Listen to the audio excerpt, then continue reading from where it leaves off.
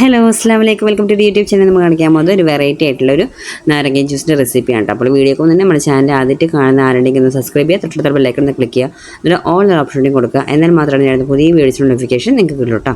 അതുപോലെ തന്നെ സ്കിപ്പ് ചെയ്യാതെ അതൊന്ന് കാണാൻ വേണ്ടി ശ്രമിക്കാം. ഇനി നമുക്കിത് എങ്ങനെ ഉണ്ടാക്കാൻ നോക്കാം കേട്ടോ. അപ്പോൾ ആദ്യം തന്നെ നമ്മൾ കുറച്ച് വെള്ളത്തിൽ ഒരു ടേബിൾ സ്പൂണോളം കസ്കസ് ഇട്ട് വയ്ക്കുക. ഇത് ഓപ്ഷനിലാണ്. നിങ്ങൾക്ക് ഇഷ്ടമില്ലാത്തവരാണെങ്കിൽ നിങ്ങൾക്ക് ഇത് ഇട്ട് കൊടുക്കേണ്ട ആവശ്യമില്ല.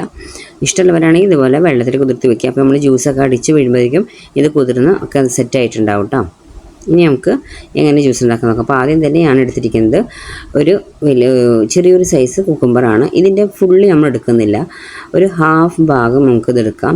ഇത് കട്ട് ചെയ്ത് മാറ്റിയതിന് ശേഷം നമുക്കതിൻ്റെ ഒരു കത്തി അല്ലെങ്കിൽ പീലറോ വെച്ചിട്ട് നമുക്കതിൻ്റെ തൊലിയൊക്കെ ഒന്ന് എടുത്ത് മാറ്റണം. അപ്പോൾ കുക്കുംബർ എല്ലാവർക്കും അറിയാം, ഒരുപാട് ബെനിഫിറ്റ് കുക്കുംബറിനെ കൊണ്ടുണ്ട്. അതിലൂടെ ആഡ് ചെയ്ത് കുടിക്കുമ്പോൾ ഒരു വേറെ ടേസ്റ്റ് തന്നെ കേട്ടോ. അപ്പോൾ നമ്മളിതാ തൊലിയൊക്കെ കളഞ്ഞ് ഇതുപോലെ എടുത്തിട്ടുണ്ട്. നമുക്കത് കട്ട് ചെയ്തെടുക്കാം. സാധാരണ നമ്മൾ സലാഡൊക്കെ കട്ട് ചെയ്യില്ലേ, അതേപോലെ നമുക്ക് റൗണ്ട് ഷേപ്പിൽ എങ്ങനെ വേണമെങ്കിലും കട്ട് ചെയ്തെടുക്കാം. ഏത് ഷേപ്പ് വേണമെങ്കിലും കട്ട് ചെയ്തെടുക്കാം കേട്ടോ. ഇനി കട്ട് ചെയ്ത് വെച്ചൊക്കെ നമുക്കിവിടെ മാറ്റി വയ്ക്കുക. ഇനി അതിന് ശേഷം നമ്മൾ മിക്സിയിൽ ജാറെടുക്കുക. ജാറിലേക്ക് ഞാൻ വലിയൊരു നാരങ്ങയുടെ നീര്, കുരു ചേർക്കരുത്, കുരു പെടാൻ പാടില്ല കേട്ടോ. ഈ കുരു പെട്ടാലാണ് നമുക്ക് ഒരു കൈപ്പരസൊക്കെ എടുക്കുക. കുരു ഇല്ലാതെ ഒഴിച്ചു കൊടുക്കുക. അതിന് ശേഷം കട്ട് ചെയ്ത് വെച്ച കുക്കുംബർ, ഒരു ചെറിയ പീസ് ഇഞ്ചി ചെറുതാക്കി അരിഞ്ഞതും അത് ഇട്ട് കൊടുക്കുക. പിന്നെ കുറച്ച് വെള്ളം ഒഴിച്ചു കൊടുക്കുക കേട്ടോ. ഒരുപാട് വെള്ളം ഒഴിക്കേണ്ട. കുക്കുംബറൊക്കെ നന്നായിട്ട് അരിഞ്ഞ് കിട്ടാൻ വേണ്ടിയിട്ട് കുറച്ച് വെള്ളം ഒഴിച്ചിട്ട് നമുക്ക് നന്നായിട്ട് അടിച്ചു കൊണ്ടുവരാം കേട്ടോ. ഇനി നമുക്കൊരു ബൗളിൽ ഇതുപോലെ ഒരു സ്ട്രെയിനർ വെച്ച് കൊടുക്കുക. എന്നിട്ട് നമ്മൾ അരിച്ചു കൂടുന്ന ആ ജ്യൂസ് ഇതിലേക്ക് ഒഴിച്ചു കൊടുക്കുക. ഇനി നമുക്കൊരു സ്പൂൺ വെച്ചിട്ട് നന്നായിട്ടൊന്ന് അരിച്ചെടുക്കുക കേട്ടോ. ഇപ്പോൾ ഇതാ കുക്കുംബർ കണ്ടില്ലേ, ഒരു തരി ഇല്ലാതെ, ഒരു പീസ് പോലും ഇല്ലാതെ ഇതുപോലെ അരിച്ച് കൊടുത്തിട്ടുണ്ട്. അപ്പോൾ അതുകൊണ്ട് കുറച്ച് വെള്ളം ഒഴിച്ചിട്ട് വേണം അരച്ചെടുക്കാൻ കേട്ടോ. എനിക്ക് കറക്റ്റ് അരിഞ്ഞ് കിട്ടില്ല, ഒരുപാട് വെള്ളം ആദ്യമേ ഒഴിച്ചാൽ.